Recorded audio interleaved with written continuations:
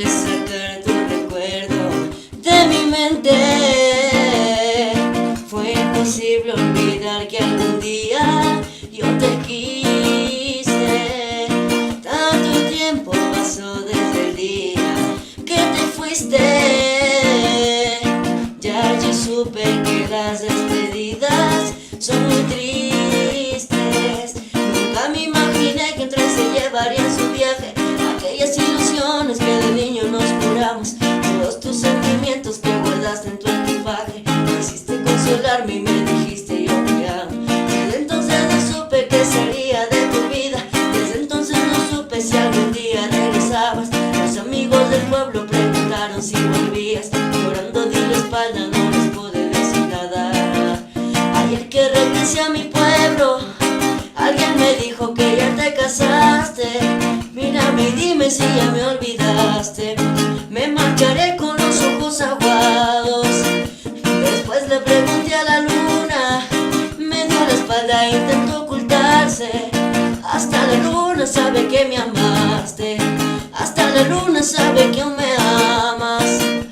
Y vuela, vuela por otro rumbo. Ve y sueña y sueña que el mundo es tuyo. Tú ya no puedes volar conmigo, aunque mis sueños serán contigo. Es tan triste tener que decirte que me olvides. Otro amor ha llegado a mi vida y no te quiero.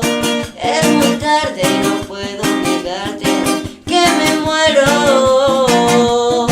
Pero no callarán mis palabras para decirte que soñaré contigo siempre que cierre mis ojos. Y entonaré por ti mis cantos tristes noche a noche.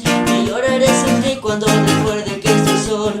Al recordar que duermes en brazos de otro hombre, me pregunto si aún reflejas algo de mi vida. Si en tu memoria vive aquel amor de tantos años, aquel hombre que siempre te ha querido desde niño. Que llora porque el amor de su vida se ha casado.